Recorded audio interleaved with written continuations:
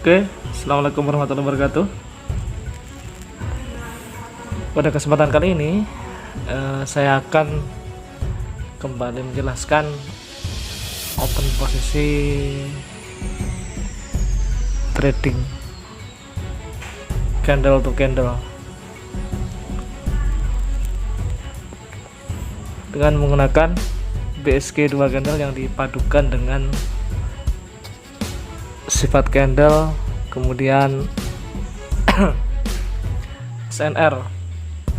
Ini alasan pertama saya melakukan open posisi buy adalah sini seperti abang-abang lihat bentuk support ya. Kalau dilihat dari trennya, dia masih mengalami tren kenaikan dari support yang ini, kemudian support yang terbentuk juga ini masih posisinya lebih tinggi. Oke bang, di sini saya open posisi sell. Mengapa sell? Saya katakan bahwa di area konsolidasi pola yang terbentuk dari dua candle itu biasanya terjawab di candle berikutnya atau delay ya. Kalau misalkan tadi di sini kan support, kemudian yang harusnya menurut BSK 2 candle dia adalah sell, tapi karena ini terbentuk support, dia masih melaksanakan support, melaksanakan perintah SNR maksud saya. Ini kan berlawanan, harusnya dia sell, tapi karena ada support dia nge-buy dan dia terlaksana di sini bang. Oke, masuk ya bang. Area-area konsolidasi ini memang sangat bagus untuk BSK 2 candle. Oke bang, sini saya open buy. Nah, ini masih dalam rule BSK 2 candle. Dimana ketika hijau ketemu merah, kemudian close price dan sumbu dari si candle merah ini melebihi dari si candle hijau, maka dia akan berbalik karena kita berada di area konsolidasi.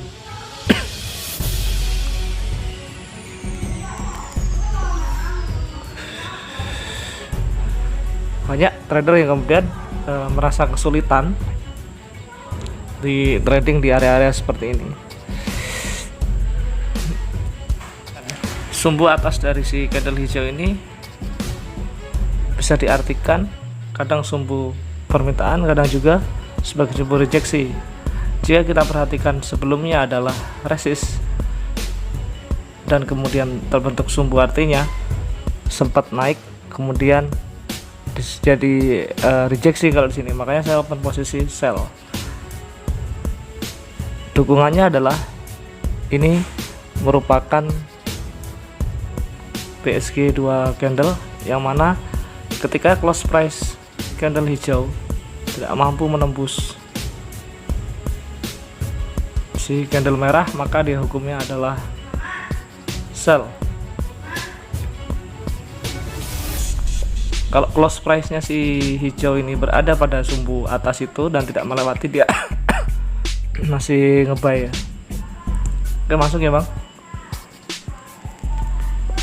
Oke, kalau menurut saya informasi dan konfirmasi pada BSK 2 candle itu sendiri, konfirmasinya di mana? Konfirmasinya ya terletak pada posisi dari candle itu sendiri, berada di area seperti apa dia.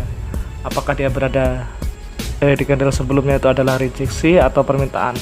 Nah, itulah yang kemudian kadang menjadi kesulitan untuk kita semua untuk kemudian menganalisa apakah dia merupakan rejeksi atau permintaan.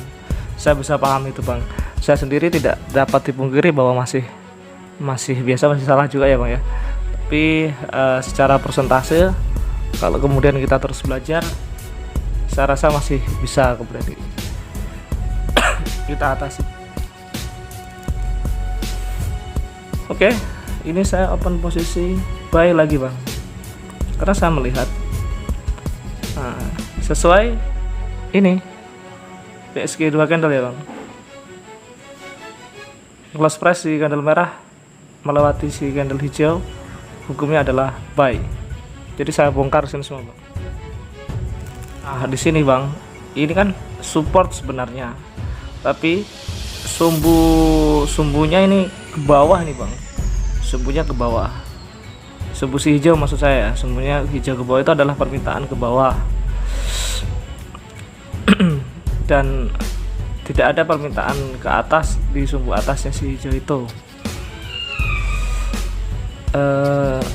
Kemungkinan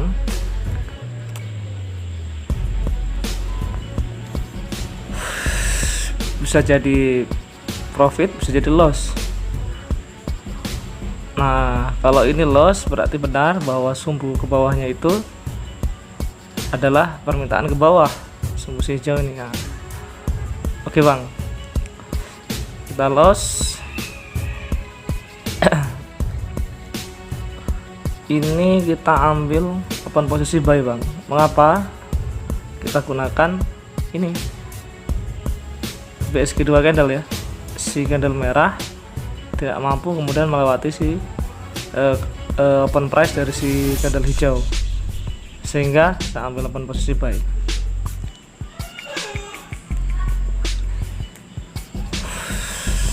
Sumbu atasnya si candle merah itu bisa jadi adalah dia permintaan untuk naik, maka si candle hijau ini berusaha untuk mengejar sumbu atas dari si candle merah. Jadi itulah kemudian informasi dan konfirmasi. Informasinya dari mana? Dari PSG 2 candle itu sendiri.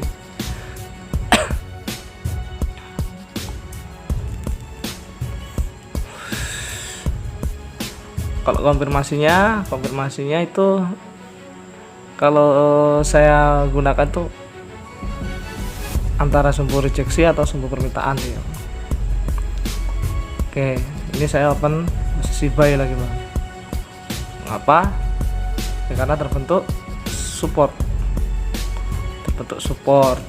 Kemudian tadi saya katakan sumbu yang di atas itu adalah sumbu permintaan. Si candle hijau juga ini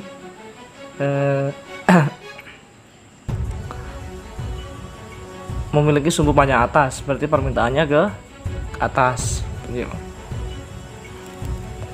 Jadi di area-area konsolidasi seperti ini sebenarnya bagaimana kemudian kita menggunakan SNR, support resisten terdekat ya. Makanya biasanya ada yang mengatakan micro SNR gitu ya, terserah apa namanya ya bang ya. Sumbunya masih ke atas ya bang, sumbunya masih ke atas, belum ada kemudian rejeksi secara PSG 2 candle. Ini open posisinya adalah buy, tetap saya nge-buy lagi bang.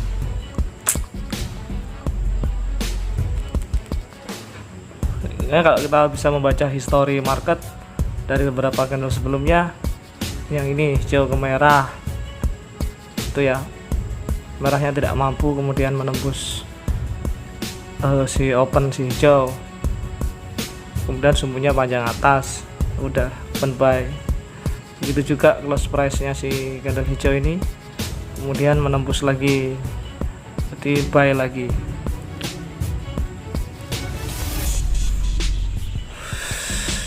Nah seperti itu ya, tidak ada halangan di sebelah kiri, tetapi kita perhatikan bahwa si candle hijau ini tidak memiliki sumbu atas, atau bisa dikatakan dia pelemahan dari si buyer, melemah untuk sementara sebenarnya. Makanya bisa jadi bahwa dalam open posisi yang seperti ini, walaupun di sebelahnya tidak ada resisten, dia akan turun kembali.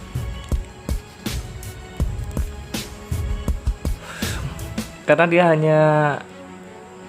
hanya secara body saja, tapi secara sumbunya tidak memiliki permintaan ke atas. Nah ini makanya dia jadi candle merah bang. Tuh, jadi candle merah Nah, ini dibaca apa Bang? Ini dibaca rejeksi atau permintaan? Kalau saya membacanya dia adalah permintaan ke atas. Karena mengapa? Saya lihat dari bodi sebelumnya, dari bodi candle hijau ini yang masih memiliki suku panjang atas kemudian membesar,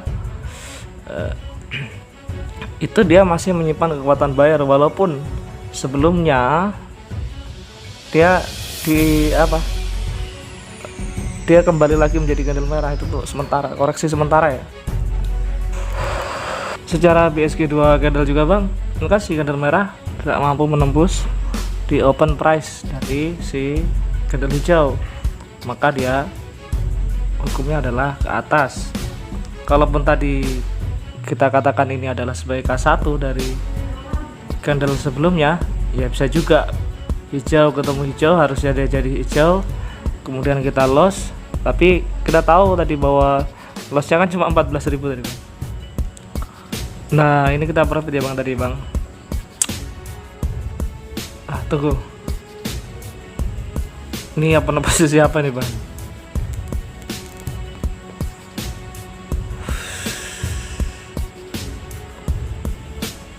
Oke, kalau saya perhatikan dia masih memiliki keinginan untuk ke atas lagi nih Bang. Oke, kapan posisi buy sini?